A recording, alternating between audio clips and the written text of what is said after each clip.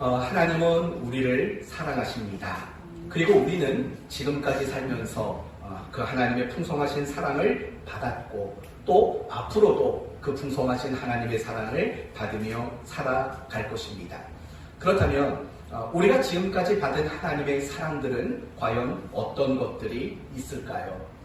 우리의 모든 죄를 용서해 주심, 그리고 우리를 의롭다 하심, 우리를 하나님의 자녀 삼아 주심, 늘 함께 해 주심, 또한 우리에게 하나님의 도우심과 복 주심을 허락하심, 이러한 모든 것들도 하나님의 풍성하신 사랑에 기인한 것들입니다. 그러나 사실은 우리가 지금 언급한 이런 사랑의 결과물들보다도 사실은 훨씬 더 큰 사랑이 있다는 것 알고 계십니까? 오늘 본문은 베드로를 대표로 하는 모든 인간을 향한 하나님의 가장 큰 사랑이 무엇인가, 바로 그것을 우리에게 소개하고 있는 본문입니다. 그러므로 오늘 말씀을 통해서 우리 인간을 향한 하나님의 가장 큰 사랑, 그게 무엇인가 확인하시고, 그런 사랑을 받은 우리는 어떻게 살아가야 할 것인가를 배우고 또 그 상대로 살기로 다짐하는 그런 시간을 가지려고 합니다. 제가 원래는 지난주 설교가 무엇이었습니까? 라고 물어보려고 했습니다.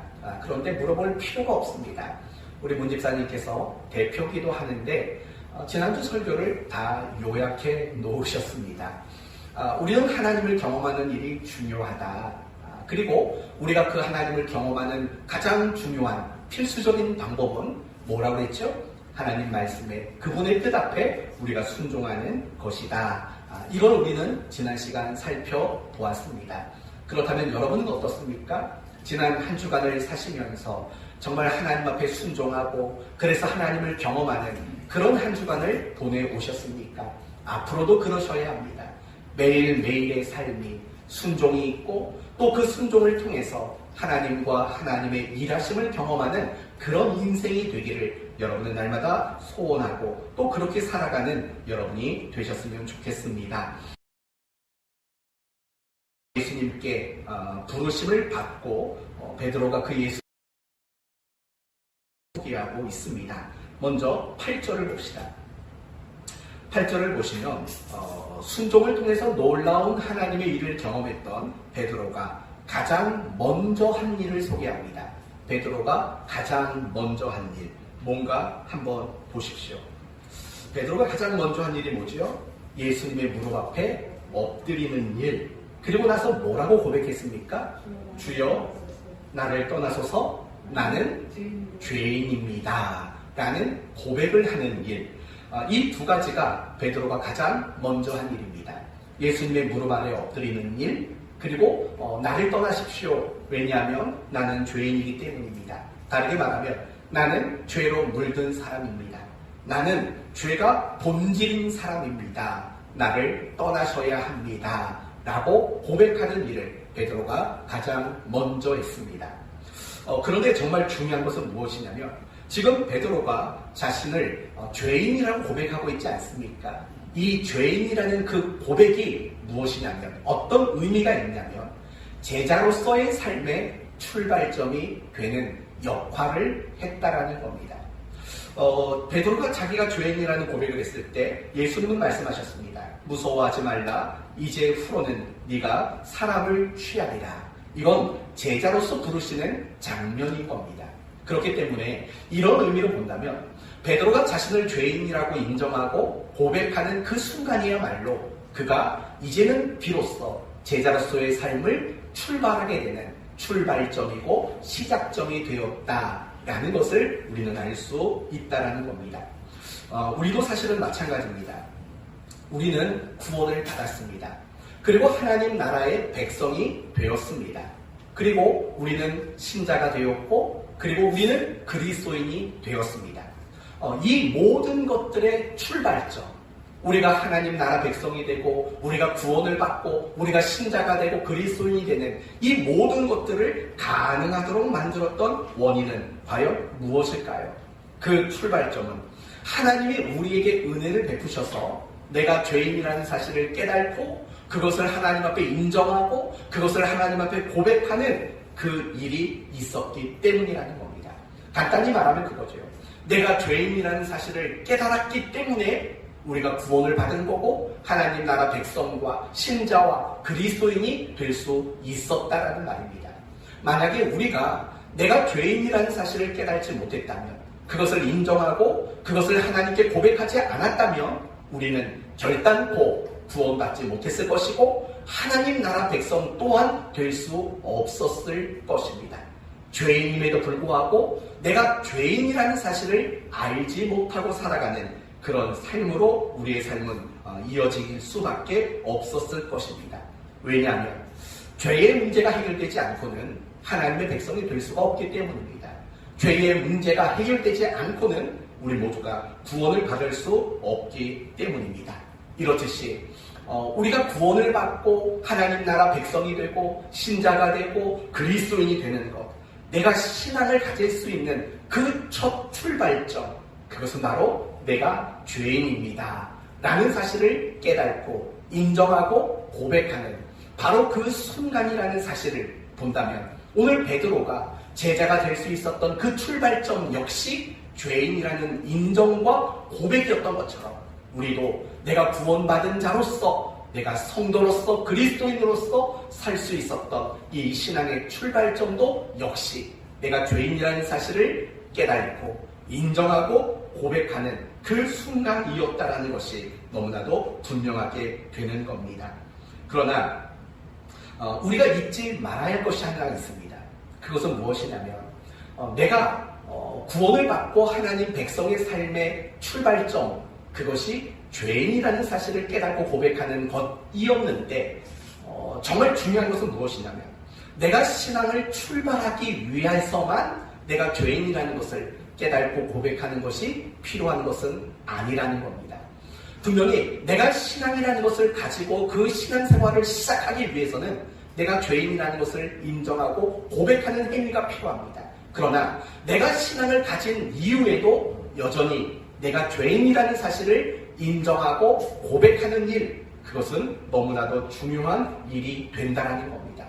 더 명확하게 말한다면 우리는 매일매일의 삶 속에서 내가 죄인이라는 자각이 있어야 되고 내가 죄인이라는 하나님 앞에서의 신앙 고백이 우리는 날마다 있어야만 한다는 겁니다. 그 이유가 뭘까요? 우리가 의롭다고 인정받은 것은 사실은 실제적 의의가 아니기 때문에 그렇습니다. 그러면 우리가 의롭다함을 받은 그 의의는 어느 측면에서의 의의일까요? 법률적 측면에서의 의의이죠. 법적인 측면에서 의의라는 겁니다. 다시 말하면 이런 겁니다. 여러분은 서류상 이제 의인이 된 거 맞습니다. 그리고 그 서류를 가지면 천국에 여러분 들어갈 수 있는 겁니다. 그러나 중요한 것은 무엇이냐면 우리가 서류상 어떤 법률상 의롭게 되어진 것은 너무나도 명확한 일이고 감사한 일이지만 하지만 그럼에도 불구하고 아직 우리는 실질적으로는 의로운 사람이 되지 못했기 때문입니다. 설명이 필요할까요? 이건 설명이 필요 없습니다. 왜냐하면 여러분 오늘 하루의 삶만 뒤돌아봐도 내가 완전한 의인이 아니라는 걸 금방 깨달을 수 있기 때문입니다. 우리는 법률상 의인이지 실질적 의인은 아닙니다. 그렇기 때문에 우리는 매일매일의 삶 속에서 나는 죄인입니다 라는 그런 깨달음이 있어야 되고 하나님 앞에 나는 죄인입니다 라고 고백하는 그 고백과 날마다 하나님 앞에 내 잘못된 것들을 회개하는 이런 삶을 살아가는 것은 너무나도 마땅한 일입니다. 그리고 더 나아가서 우리는 왜 날마다 내가 죄인이라는 사실을 깨달아야만 할까요? 이런 이유가 또 있습니다. 그래야 우리의 신앙이 변질되지 않을 수 있기 때문입니다. 그리고 우리의 신앙이 성장할 수 있기 때문이고 더 나아가서 우리 모두가 비로소 그런 마음을 가져야지만 그리스도인다운 삶을 살아낼 수 있기 때문이라는 겁니다. 우리가 신앙생활하다 보면 종종 그런 생각이 듭니다. 내가 좀 변한 것 같아. 내 신앙이 조금 변질된 것 같아. 라는 생각이 들 때가 있습니다. 이런 식인 거죠. 예배에 임하는 마음의 자세가 예전만 못하다는 것을 느낄 때가 있습니다. 예전에는 예배 한번 나오려면 어땠습니까? 옷부터 해가지고 얼마나 많은 것들을 신경 썼습니까? 항상 교회 갈 때는 단정하게 입고 정장을 입고 구두 예쁘게 닦고 오고 근데 요즘에는 구두도 안 신고 운동화만 신고만 다니고 편한 옷만 입고 다니고 그게 나쁘다는 거 아닙니다. 옛날에 그런 것들을 말하는 거죠. 옛날에 내가 예배에 임할 때 어떤 마음 자세였는가 그걸 말하는 거죠. 정말 예배를 드리기 위해서 집에서부터 기도하고 나오고 교회 나오면 예배가 시작될 때까지 얼마나 절실하게 기도했는가. 옛날에 우리가 그런 식으로 예배를 드렸다라는 거예요. 제가 말씀드렸나요? 저는 항상 새 옷을 사면 그게 아무리 월요일 화요일에 그 옷을 사도 주중에 안 입습니다. 항상 주일날 제일 먼저 입었습니다. 그런데 요즘 보면 웬만하면 그렇게 하려고는 하는데 그게 안 지켜질 때도 있더라고요. 이게 마음이 예전만 못하다고 느낄 때가 있다라는 거죠.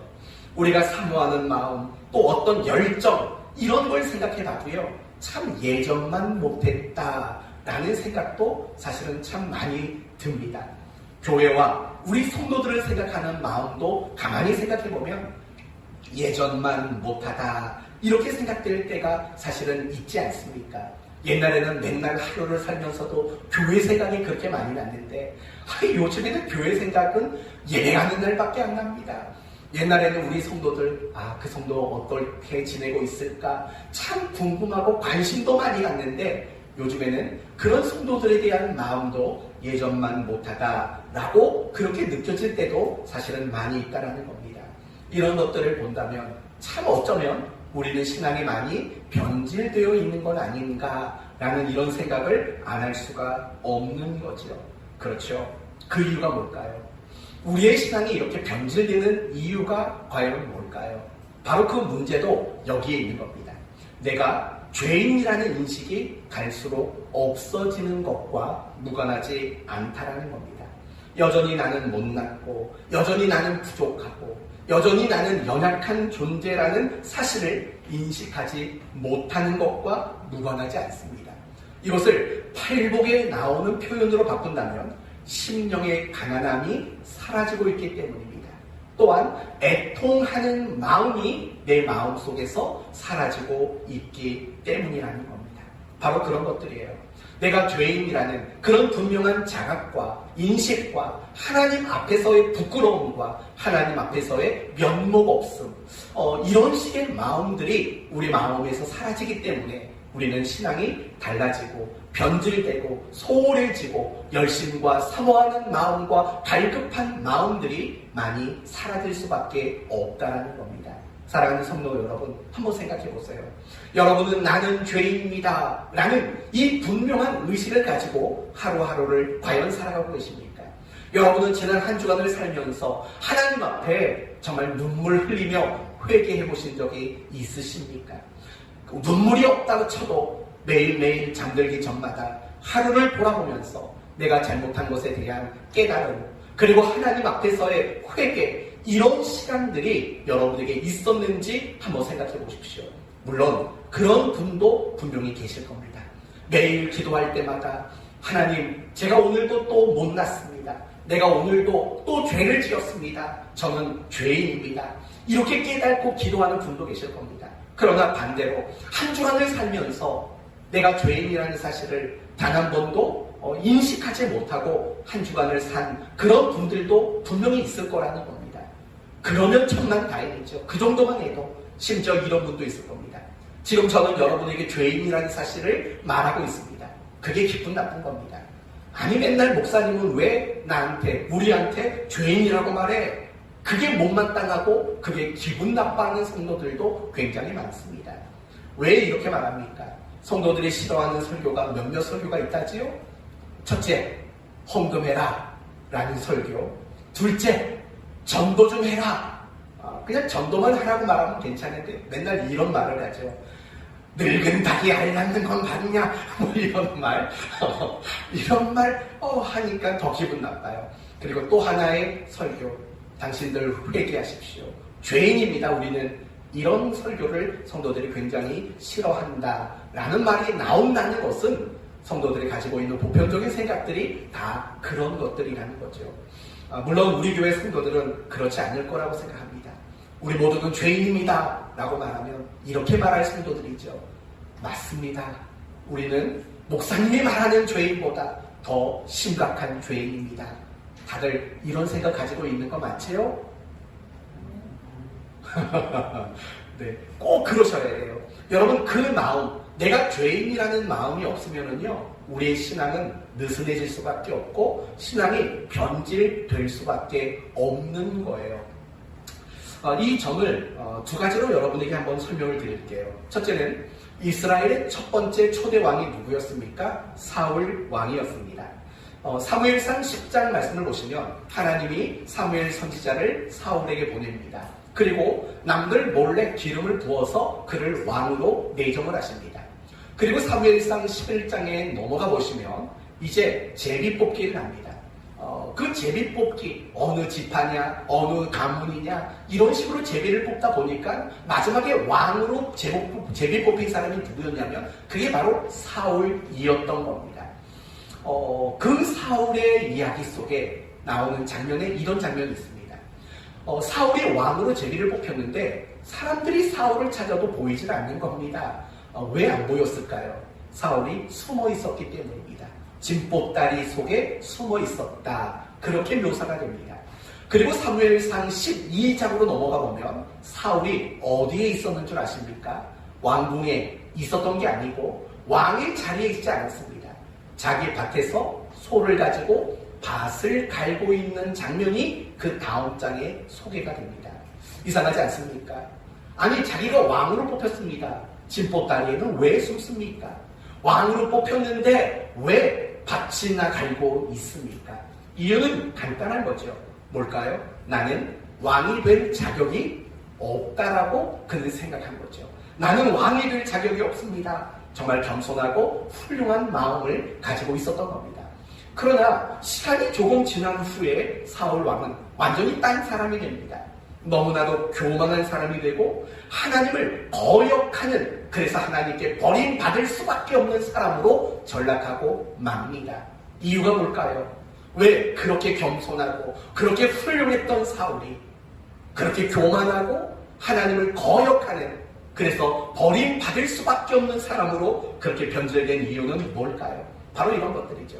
나는 왕이 될 자격이 없습니다라는 그 생각을 이제는 잊어버린 겁니다. 더 이상 자기 자신은 왕이 될 자격이 없는 사람이라는 이런 생각을 하지 않게 되었다는 겁니다. 오늘 본문 우리 식대로 말한다면 나는 죄인입니다 라는 생각이 조금도 들지 않았기 때문입니다. 그래서 사울은 변질된 겁니다. 하나의 이야기만 더 해보도록 합시다. 요한계시록 3장을 보면 라오디게아 교회에 대한 이야기가 나옵니다. 소아시아 7교회 가운데 한 교회입니다. 그러나 이 라오디게아 교회는 어떤 교회라고 설명이 되어지냐면 칭찬받지 못하고 오로지 책망과 꾸중만 들은 교회라고 그렇게 묘사가 됩니다. 어떤 책망을 받았냐면 이런 책망입니다. 네가 이같이 미지근하여 뜨겁지도 아니하고 차지도 아니하니 내 입에서 너를 뭐 해버리겠다? 토하여 버리리라 라고 말해요. 미지근했대요. 식어져 버렸대요. 그들의 신앙이 식어져 버렸고 그래서 하나님은 그들을 향해서 토해버리고 싶다, 역겹다, 이런 식으로 참 끔찍한 책망을 하나님이 하게 되십니다. 그렇다면 생각해 봅시다. 라오디게아 교회가 처음부터 그런 교회였을까요? 아니라는 겁니다. 문헌을 찾아보면 이 라오디게아 교회 성도들 가운데 다수의 순교자들이 나왔다라는 기록이 있습니다. 이건 무엇을 의미하는 겁니까? 라오디게아 교회는 처음에는 뜨거웠다라는 겁니다. 여러분, 뜨겁지 않은데 미지근해졌다라는 말이 쓸 수 있겠습니까? 쓸 수 없는 거예요. 뜨거워졌기 때문에 미지근할 수 있는 거예요. 그들의 신앙이 변질됐다라는 거예요. 그 이유는 무엇일까요? 그것은 라오디게아 교회 성도들이 착각을 했기 때문이라는 거예요. 어떤 착각을 했냐면 이런 착각을 한 거죠. 나는 부자다. 이게 그들의 고백이에요. 그들은 신앙상 영적인 것에 그들은 스스로가 부자라는 자부심을 가지고 있었다는 거예요. 우리 식도로 말하면 이거죠. 부족하고 연약하고 못났다라는 생각을 아예 하지 않게 되는 그런 상태가 그들에게 있었다라는 겁니다. 그래서 주님이 뭐라고 말하냐면 이렇게 말합니다. 네가 말하기를 나는 부자라 부요하여 부족한 것이 없다 하나 네 곤고한 것과 가련한 것과 가난한 것과 눈먼 것과 벌거벗은 것은 알지 못하는 거다 라고 말하는 거죠.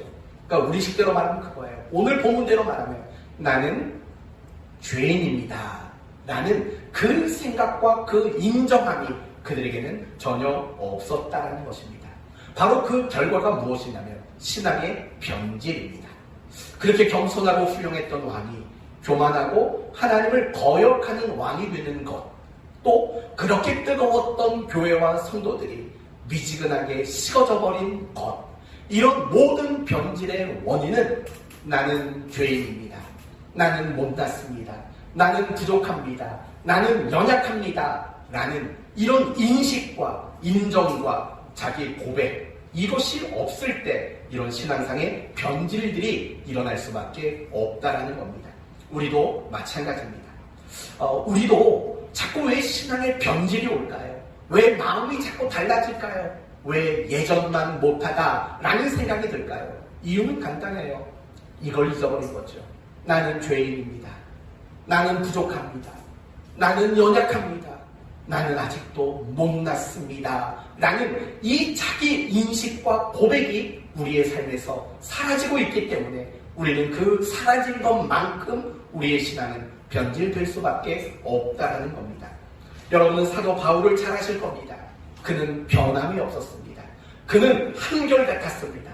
어디에 갖다 놔도 그 사람은 정말 그리스도인답게 살아냈던 것을 우리는 너무나도 잘 알고 있습니다.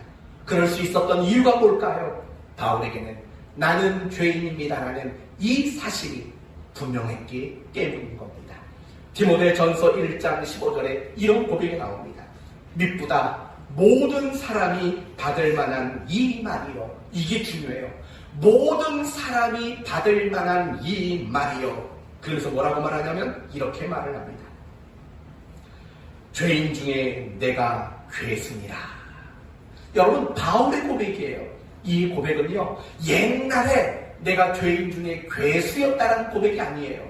옛날에도 그랬고 바로 이 말을 하고 있는 지금 이 순간에도 나는 괴수다. 여러분, 괴수라는 말이 무슨 말입니까? 죄인 중에 가장 극악무도한 죄인이라는 뜻입니다. 나는 그런 죄수다. 이렇게 바울은 고백하고 있다는 거예요.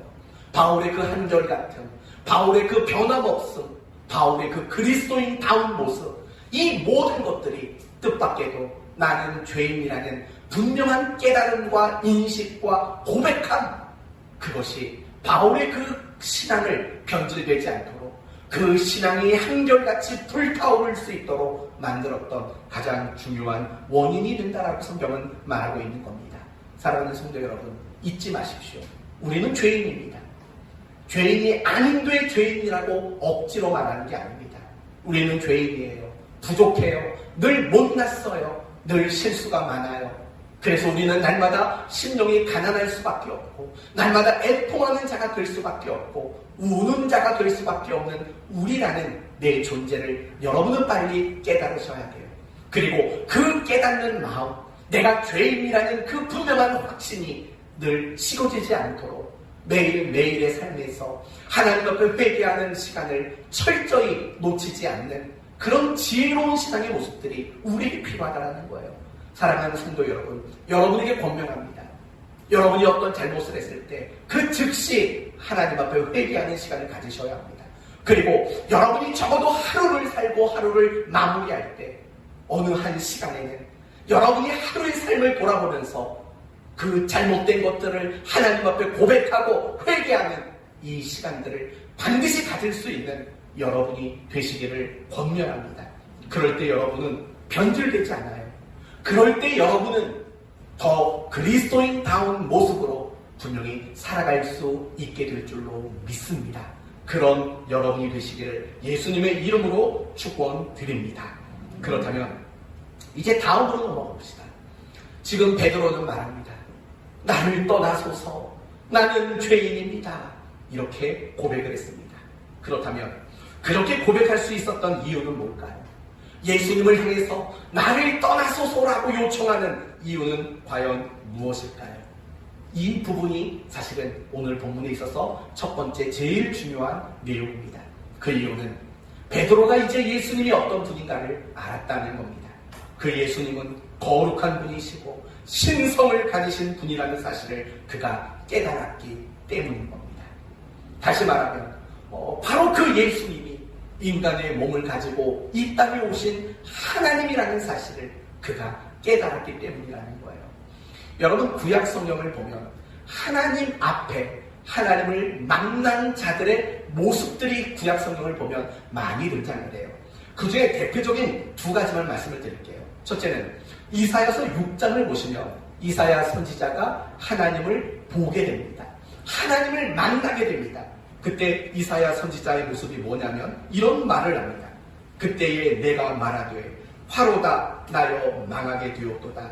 나는 입술이 부정한 사람이요 나는 입술이 부정한 백성 중에 거하며 만군의 여호와이신 왕을 배웠더라 라고 말해요. 나는 부정한 사람이로다. 여러분, 오늘 본문대로 말하면 이 고백은 무슨 고백이죠? 나는 죄인입니다 라는 고백이 절로 나왔다라는 거예요. 하나님을 대면하자마자, 하나님 앞에 서자마자 그 입술 속에서는 나는 부정합니다, 나는 죄인입니다 라는 고백이 나왔다라는 거예요. 또 에스겔서 1장과 2장을 보시면 에스겔 선지자가 하나님을 목격합니다.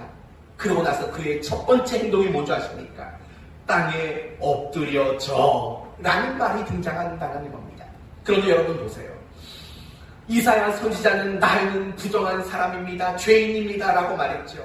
에스겔 선지자는 땅에 엎드러졌다라고 말했죠. 누구의 모습과 일치합니까?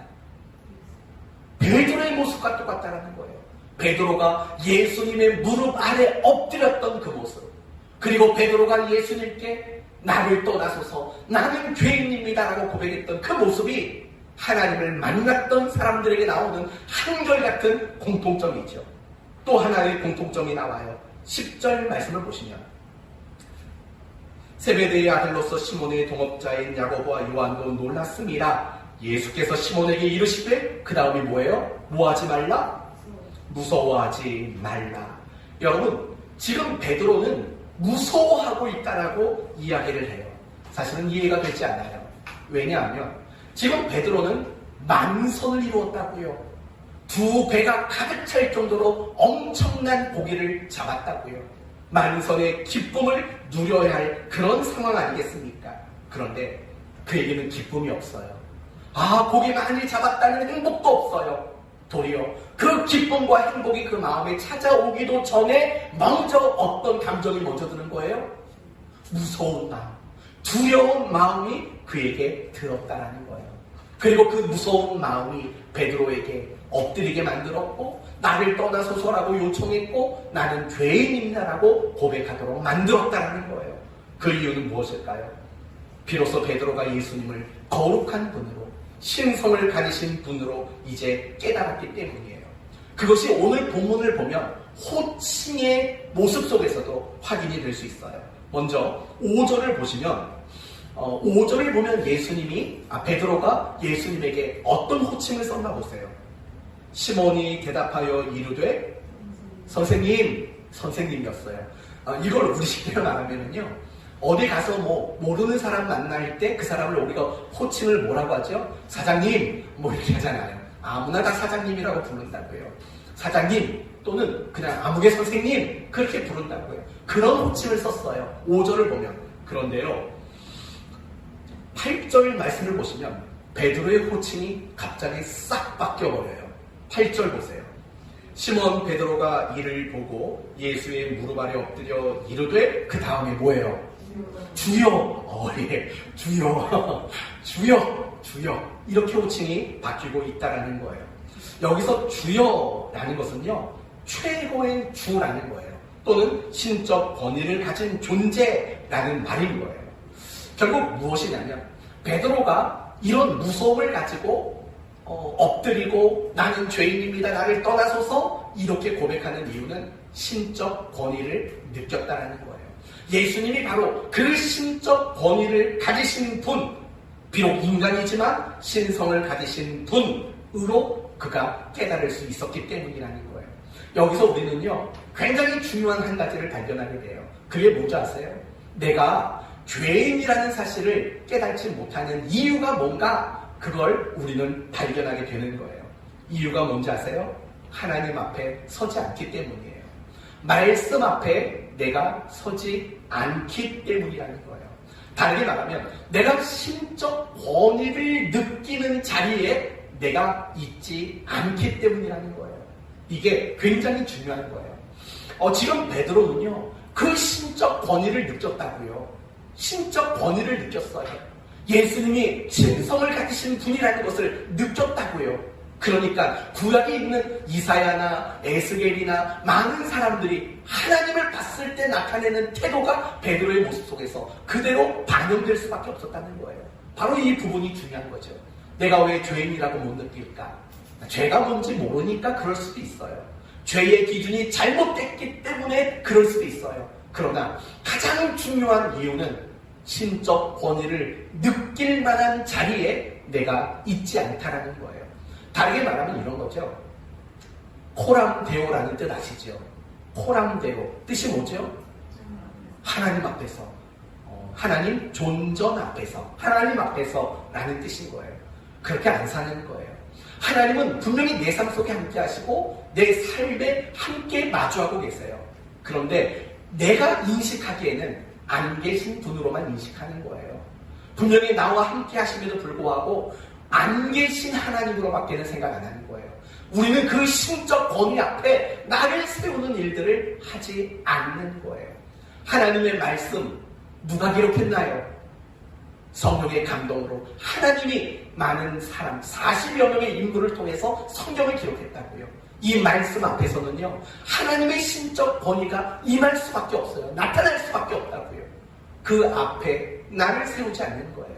성경은 보기는 봐요. 예배는 드리기는 드려요. 그러나 중요한 것은 신적 권위 앞에 나를 세우는 일들을 우리는 하지 않는다라는 거예요. 바로 그것이 내가 죄인이라는 사실을 자각하지 못하는 가장 본질적인 이유라고요. 여러분, 요셉이 보디발 장군의 아내에게 유혹을 당할 때 뭐라고 말하냐면, 내가 어찌 하나님 앞에서 죄를 지으리오 라고 말해요. 그 말은 무슨 말인지 아세요? 자식이 자신은 늘 신적 권위 앞에 살아가고 있다는 말이에요. 그러니까 그 유혹받는 자리에서 그 죄를 거절할 수밖에 없는 거예요. 그러나 만약에 요셉이요, 하나님의 그 신적 권위 앞에 있지 않았다면 어쩌면 그는 그녀와 동침했을 수도 있어요. 하지만 분명한 것은 신적 권위 앞에 내 자신을 세웠기 때문에 요셉은 그 유혹도 거절하고 죄를 거절하고 이길 수 있는 그 자세가 나올 수 있었다는 거예요. 다시 한번 우리 얘기해 볼게요. 내가 왜 죄인이라는 사실이 별로 안 느껴질까요? 이유는 간단해요. 하나님 앞에 날 세워두지 않는 거예요. 자꾸 세상 사람들 앞에 날 세워주니까 내가 잘못한 게 없어요. 남들이 다 그렇게 살아가듯 나도 그렇게 사는 것뿐인 거예요. 그러나 우리가 하나님 앞에 나를 세워두면, 하나님의 말씀 앞에 나를 세워두고 신적 권위가 느껴지는 그 자리에 내가 서 있게 된다면 우리는 베드로와 같이 나는 죄인입니다 라는 이 고백을 안 할래야 안 할 수 없는 사람이 될 수 있다는 거예요. 이건 우리 자신을 정말 점검하도록 만드는 말이에요. 내가 죄인이라는 사실을 깨닫지 못하고 인정하지 못하고 날마다 내가 회개하는 삶을 살지 않는 것, 미안하지만 여러분은 하나님을 등지고 살아가는 거예요. 하나님 앞에 나를 세우지 않고 하나님의 말씀이라는 거울 앞에 나를 세워두지 않는 거예요. 그러니까 내가 죄인이라는 사실을 모르고 엎드릴 생각도 없고 나를 떠나소서라고 말하지 못하고 나는 죄인입니다라고 그렇게 깨닫지도 못하는 그런 그리스도인으로 우리는 살아가고 있다는 거예요. 사랑하는 성도 여러분, 우리 그리스도인들이 정말 병들지 않으려면 나를 늘 하나님 앞에 세워두셔야 돼요. 나를 늘 하나님 말씀 앞에 세워두는 일들, 그 일 안 하시면 여러분은 병질돼요. 여러분의 영혼은 병들어요. 여러분은 문둥병이 걸려요. 그래서 죄인인데도 불구하고 내가 죄인이라는 사실을 알지 못하는 그런 성도로 살아갈 수밖에 없다는 거예요. 지금 베드로가 깨달은 게 뭐예요? 아, 바로 이 분이 신성을 가지신 분이시구나. 바로 이 분이 하나님이시구나 라는 걸 깨달았다는 거예요. 그런데 여러분, 조금만 더 중요한 이야기를 이제 시작할게요. 여기서부터가 본론이에요. 지금 베드로가 깨달은 것은 예수님이 신성 가지셨구나 라는 것, 그 정도로만 깨달은 게 아니라는 거예요. 지금 베드로는 더 중요한 것, 그것을 깨달았다라는 거죠. 그게 뭘까요? 바로 이런 거예요. 예수님이 그냥 하나님이시구나가 아니라 하나님이신 그분이 정말 내가 있는 이 자리에 찾아와 주셨구나 라는 것을 그가 깨달았다라는 거예요. 찾아와 주신 하나님. 그래서 그가 말하죠. 나를 떠나소서. 이 나를 떠나소서라는 말 속에는 그분이 나를 찾아와서 나를 만나 주셨다라는 고백이 이 속에 담겨 있다는 겁니다. 여러분에게 한번 질문해 봅시다. 하나님은 어떤 분이실까요? 여러분은 하나님을 어떤 분이라고 생각하십니까? 혹시 이런 분일까요? 안락한 보좌에 앉으셔서 우리의 예배를 감상하시는 분, 우리의 찬양을 즐겨 들으시는 분, 또는 성가대의 찬양을 듣고 평가하시는 분, 또는 우리가 드리는 기도를 들으시고 응답해 줄까 말까 생각하시는 분, 또는 우리의 잘못을 보시고 또는 우리의 자랑을 보시고 어떻게 보응해 줄까 생각하시는 분, 그 정도로 혹시 하나님을 생각하십니까? 그렇지 않습니다. 그러면 하나님은 어떤 분이실까요? 우리는 하나님이 어떤 분이냐고 물으면 이런 대답을 즐겨합니다. 세상을 창조하신 분, 공의로 세상을 다스리고 통치하시는 분, 진리이신 분, 무엇이든 하실 수 있는 전능하신 분, 또 세상 끝날 모든 사람들을 심판하실 분이라고 우리는 대답합니다. 물론 맞습니다. 그러나 지금부터 잘 들어보십시오. 그러나 우리가 만나게 되는 첫 번째 하나님은 절대 그런 하나님 아니십니다. 창조하신 분, 전능하신 분, 세상을 통치하시고 다스리시는 분, 심판하실 분, 우리가 가장 처음 만난 하나님은 절대 그런 하나님일 수 없습니다. 그렇다면 우리가 신앙생활을 하면서 처음 하나님을 만났을 때 그 하나님은 어떤 분이신 것 같습니까? 바로 이런 하나님을 가장 처음 만나게 됩니다. 우리를 존귀하게 여기시고 우리를 사랑의 대상으로 여기시고 우리를 사랑으로 대접하시는 분, 그것을 우리에게 알게 하시려고 우리의 모양으로, 우리의 시간에, 우리의 자리로, 우리의 형편과 처지에 찾아오신 하나님을 만난다는 거예요. 이게 초점이에요. 우리가 만나는 첫 번째 하나님, 그분은 나를 찾아와 주신 하나님이에요. 전능하신 하나님 아니에요. 공의로우신 하나님 아니에요. 세상을 심판하신 하나님을 만나는 게 아니에요. 그건 그 다음 문제예요. 우리가 마주하는, 우리가 하나님을 만나게 되는 그 하나님의 첫 번째 모습은 나를 찾아와 주신 하나님, 나를 존귀하게 여기시고 나를 사랑으로 대접하시기 위해서 나를 찾아와 주신 그 하나님을 우리는 가장 먼저 만나게 된다는 겁니다. 사랑하는 성도 여러분, 그것도 내가 필요를 요청해서 찾아오신 하나님이 아니에요. 하나님이 먼저 우리에게 찾아오셨어요. 하나님이 우리를 찾아오는 그 순간 우리는 하나님이 누군지도 몰랐어요. 하나님을 사랑하지도 못했고 경건하지도 못했고 하나님 앞에 도리어 원수였던 우리였다라고 로마서 5장은 이야기한다고요.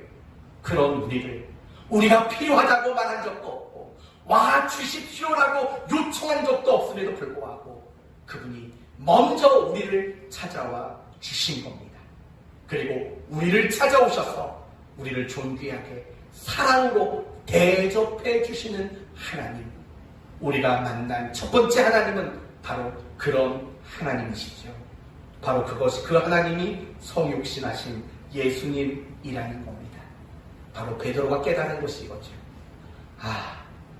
나는 고기잡이만 하고 살고 그 고기가 안 잡혀서 속상하고 그런 모습으로밖에 살지 않았지만 그런 나를 존귀하게 여기시고 그런 나를 너무 사랑하셔서 그 사랑을 대접해 주기 위해서 나를 먼저 찾아오신 바로 그 하나님을 베드로가 깨닫고 만나게 되었다라는 겁니다. 그렇습니다. 하나님은 항상 먼저 찾아오시는 분이십니다. 갈대아 우르에서 우상을 만들고 있을 때 아브라함을 찾아와 주셨고, 야곱이 욕심을 부리고 형의 것을 도둑질하고 아버지에게 거짓말을 쳤던 그 야곱에게 베델에서 먼저 찾아와 주셨고, 범죄한 이스라엘 백성들을 먼저 찾아와 주셨고, 죄인이었던 우리 인간들을 하나님은 먼저 찾아와 주셨습니다. 왜 먼저 찾아오셨을까요? 이유는 간단합니다. 하나님이 우리를 존귀하게 여기시고 우리를 사랑하신다는 것을 알게 하시기 위함이었습니다. 구약 성경에도 하나님은 자기 사람들을 얼마나 끔찍히 사랑했는지 모릅니다. 하나님이 그들을 사랑했어요. 그런데 그들의 반응은 하나님이 우리를 어떻게 사랑했어? 하나님이 우리를 언제 사랑했어? 이게 이스라엘 사람들의 반응이었습니다. 도무지 하나님이 그들을 사랑한다는 것을 알지 못했습니다. 그래서 하나님은 이 인간들이 하나님의 사랑, 하나님이 얼마나 존귀하게 여기시는가, 그것을 알게 하기 위해서 친히 인간의 몸으로 이 땅에 찾아와 주셨다라는 것입니다. 하나님의 사랑을 알게 하시려고 우리를 더 존귀하게 사랑으로 대접해 주시기 위해서 이 땅에 오셨다라는 겁니다. 우리도 마찬가지입니다. 하나님이신 예수님께서 인간의 몸으로 왜 이 땅에 오셨냐고요?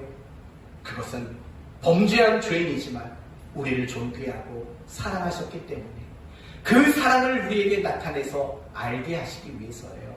그래서 로마서 5장 8절에 우리가 아직 죄인 되었을 때 그리스도께서 우리를 위하여 죽으심으로 하나님께서 우리에 대한 자기의 사랑을 확증하셨느니라 라고 말하는 거예요. 이것이 가장 중요한 거죠.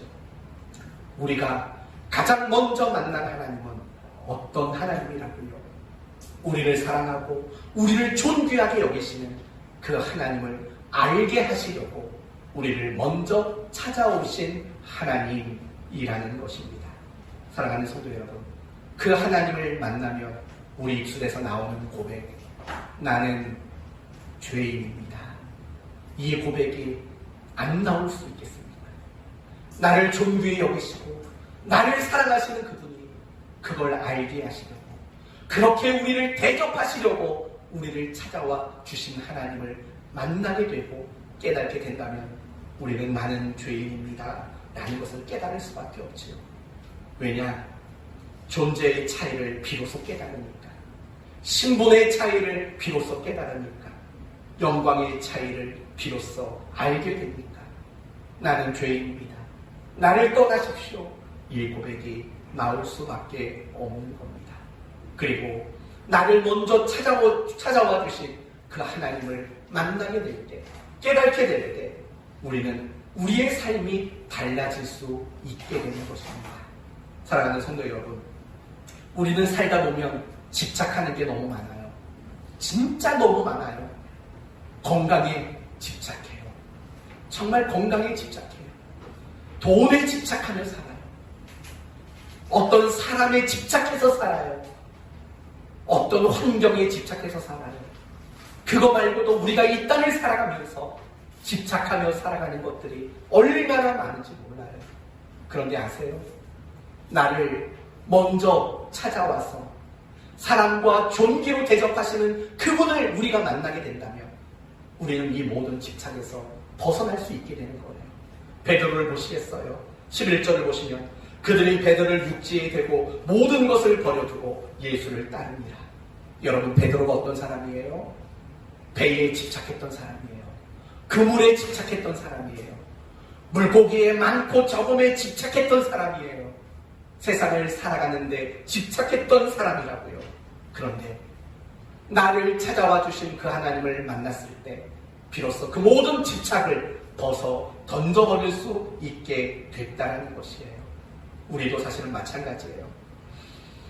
하나님 앞에서 여러분이 얼마나 존귀한 존재이고 얼마나 사랑받는 존재인가를 깨달으며, 그리고 하나님이 나를 사랑으로 대접하기 위해 먼저 찾아와 주셨다는 것을 깨닫게 된다면, 여러분도 지금 여러분이 집착하고 있는 그 모든 것에 벗어날 수 있어요. 건강에 집착할 이유가 없어져요. 왜요? 나를 사랑과 존귀로 대접하기 위해서 나를 먼저 찾아와 주신 그 하나님이 계시기 때문에, 내 몸이 비록 연약해도, 내가 비록 가난해도, 내가 비록 어려움을 겪어도, 내가 비록 속상해도 더 이상 그 문제 앞에 우리는 집착하지 않게 돼요. 그러나 우리가 여전히 너무나도 많은 집착 속에 살아가는 이유는 나를 먼저 찾아오신 그 하나님을, 그 사랑을, 그 존귀히 여겨주심을 우리는 잊고 살기 때문인 거예요. 사랑하는 성도 여러분, 저는 여러분에게 다시 한번 권면합니다.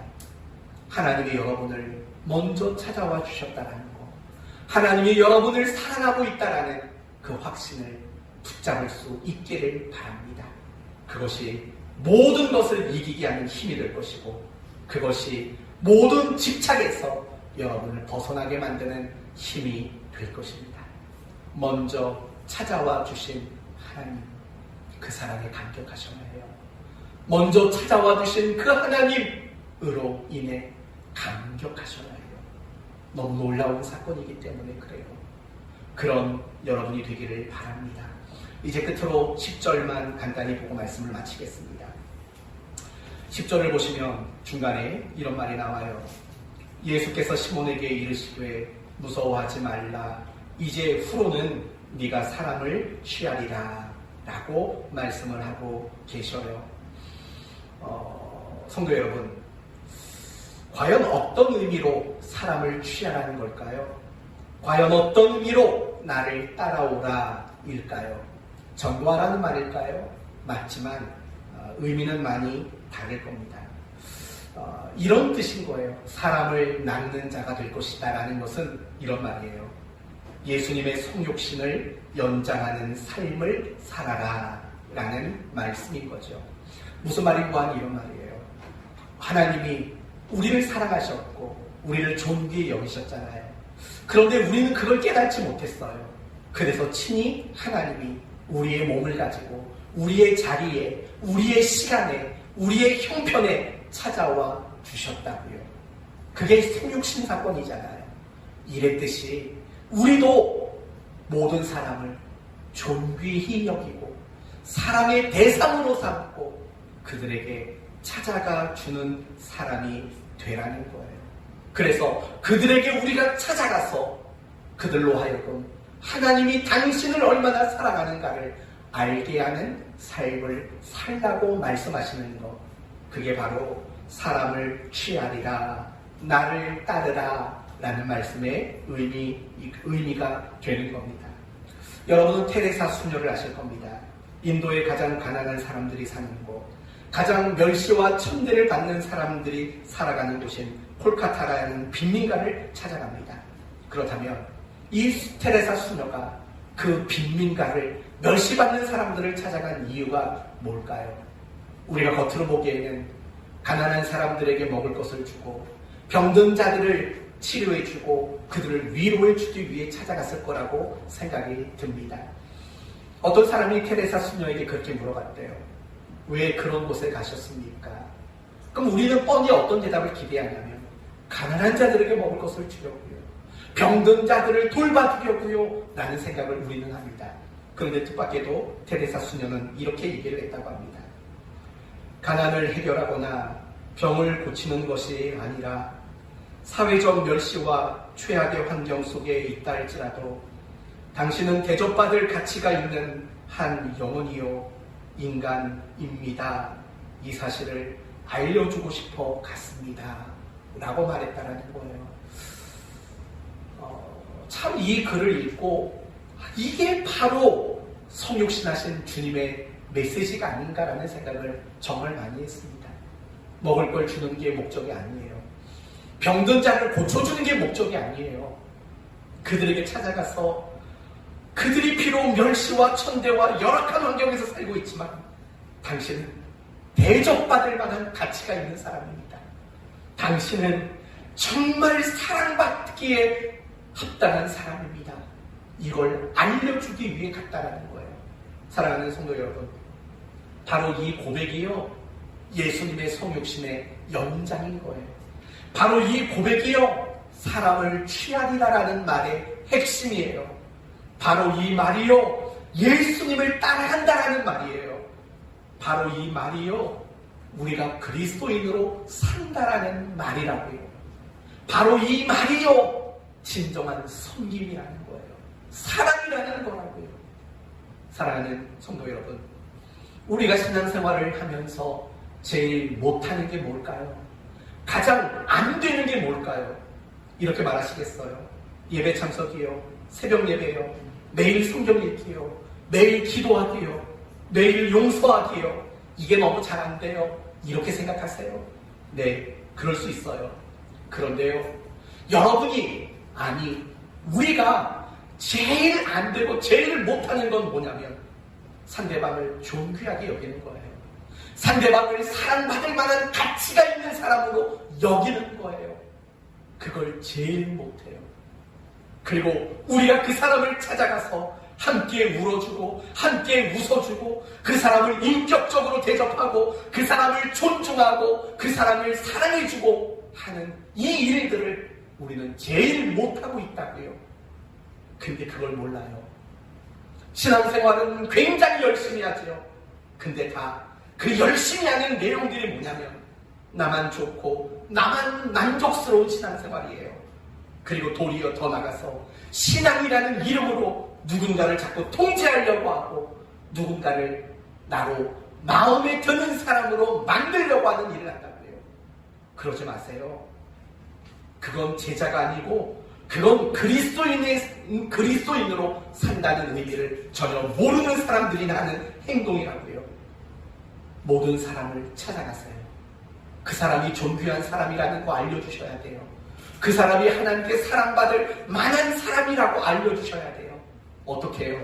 찾아가서 여러분이 그 사람을 대접하고 여러분이 그 사람을 섬겨주고 여러분이 그 사람을 높여주고 여러분이 그 사람을 인격적으로 대접하는 걸 통해서 하나님이 당신을 존귀히 여기고 하나님이 당신을 사랑하고 있다는 것을 알려주는 의무와 책임, 이게 그리스도인에 주어진 의무와 책임이며 이게 제자로 살아가는 거고 이게 사람을 취한다는 말이고 이게 그리스도인으로 살아간다는 말의 의미라는 거예요. 이런 의미로 여러분에게 물어볼게요. 여러분은 제자입니까? 여러분은 그리스도인으로 살고 있습니까? 정말 하나님이 저 사람을 존귀히 여기고 사랑하고 있는데 그걸 알려주려고 내가 그 사람을 찾아가서 그 사람을 존귀하게 대접해주고 사랑으로만 대접해주는 이 일들을 과연 하고 있는가를 생각해보세요. 그 일이 없다면 여러분은 제자가 아닙니다. 그 일이 없다면 여러분은 그리스도인답게 살고 있지 못하고 있는 겁니다. 비록 예배 안 빠져도 비록 매일 성경 보고 매일 기도해도 그 일 안 하면 여러분은 그리스도인답지 못한 것입니다. 참다운 그리스도인이란 예수님의 성육신 하심을 연장하며 살아가는 것, 그게 바로 진정한 그리스도인이며 제자 아니겠습니까? 이제 우리가 어떻게 살아가야 할지는 너무나도 분명해졌습니다. 하나님이 우리가 요청하지 않고 우리가 필요로 하지 않았음에도 불구하고 먼저 찾아와서 내가 하나님 앞에 존귀한 사람이고 하나님께 사랑받고 있는 사람이라는 것을 알려주신 것처럼 우리도 누군가를 그가 요청하지 않는다 할지라도 그가 필요로 하지 않는다 할지라도 먼저 찾아가서 하나님의 사랑을 하나님이 당신을 존귀하게 여기고 있다는 사실을 깨닫게 만들어주는 바로 그 삶을 사셔야만 하는 겁니다. 예수님은 베드로에게 나를 따르라고 말씀하셨습니다. 함께 그 일을 하자고 말씀하시는 겁니다. 함께 교회를, 건물을 반듯하게 짓자고 하시는 게 아니고, 함께 구제 활동이나 하자고 하는 게 아니고, 함께 병분장이나 고쳐내자고 하는 얘기가 아닙니다. 하나님이 저들을 그렇게 사랑하는데, 그들이 알지 못하는데, 나와 같이 가서 그들이 하나님이 존귀히 여김과 하나님이 그 너희를 사랑하는 것을 깨달도록 우리가 그걸 알게 하도록 하자. 그들을 대접해 주자. 예수님은 이런 것을 목적으로 베드로와 그 제자들을 불러내신 거고 오늘 우리를 불러내신 겁니다. 이제 오늘 말씀을 마치겠습니다. 하나님은 우리를 존귀히 여기시고 사랑의 대상으로 여기십니다. 그러나 우리는 그걸 알지 못합니다. 그래서 그것을 알게 하시기 위해 인간의 몸으로 이 땅에 찾아오셨습니다. 이게 바로 예수 그리스도의 성육신이 가지는 가치입니다. 그리고 그 사실을 깨달을 때 우리는 모두가 나는 죄인입니다. 나는 고백을 하게 되고 나는 죄인입니다라는 이 고백을 붙들고 살아갈 때 신앙은 변질되지 않고 날마다 신앙이 성장하며 어디서든지 그리스도인답게 살아갈 수 있는 우리가 될 것입니다. 그러나 하나님은 우리에게 더 요구하십니다. 나와 함께 누군가에게 가자고 말씀하십니다. 그래서 그 사람이 하나님의 사랑을 받고 하나님께 존귀히 여기심을 받는 사람이라는 것을 깨닫게 해주자고 그렇게 주님이 우리에게 제안하고 있습니다. 이제 우리의 삶은 세상 사람들이 하나님의 사랑을 깨닫도록 찾아가서 그들을 사랑으로 대접하고 그들을 존중해주며 그들을 인격적으로 대접하며 그들을 위해 섬기는 자가 될 때 그들도 우리처럼 하나님의 그 사랑하심을 깨닫게 되고 그들도 우리처럼 그래서 나는 죄인입니다라고 고백하는 복되고 영광스러운 일이 일어나게 될 것입니다. 이것이 사람을 취하리라 라고 부르신 주님의 의도고 목적입니다. 이 목적대로 살아가는 우리 모두가 되시기를 예수님의 이름으로 축원드립니다. 아멘. 기도합시다. 하나님 감사합니다. 하나님은 우리를 사랑하셨고 우리를 존귀히 여기십니다. 그러나 우리는 늘 깨닫지 못할 때가 많았습니다. 그래서 예수님이 하나님이신 그분이 우리의 모양으로 우리의 자리와 우리의 시간으로 찾아오셨습니다. 그게 바로 성육신이고 그 성육신은 우리로 하여금 하나님의 사랑을 깨닫게 하는 사건이었습니다. 그 사실을 깨달을 때 우리 모두는 나는 죄인이라고 고백해지게 됩니다. 그러나 거기서 멈추지 말고 주님은 우리에게 그 일을 함께 하자고 제안하셨습니다. 그리고 우리는 그 제안을 받아들였고 그 제안대로 살겠다고 서약했습니다. 그런데 가만히 보면 우리의 신앙생활은 항상 나만 좋고 나만 만족스러운 삶을 추구하고 있음을 고백합니다. 심지어 신앙이라는 명분을 가지고 사람을 통제하려고 하고 내 마음에 드는 사람으로 만들어 버리려고 하는 어리석은 행동까지 합니다. 이런 우리를 용서하시옵소서. 우리가 살아가는 이유는 하나님의 사랑을 상대방이 깨달을 수 있도록 만들기 위해 존중하고 대접하는 이것이 우리의 살아가는 이유임을 다시 한번 깨닫게 해주셔서 감사합니다. 이 한 주간의 삶이 그리고 우리의 남은 인생의 삶이 그런 삶이 되도록 도와주시옵소서. 예수님의 이름으로 기도 올리옵나이다. 아멘.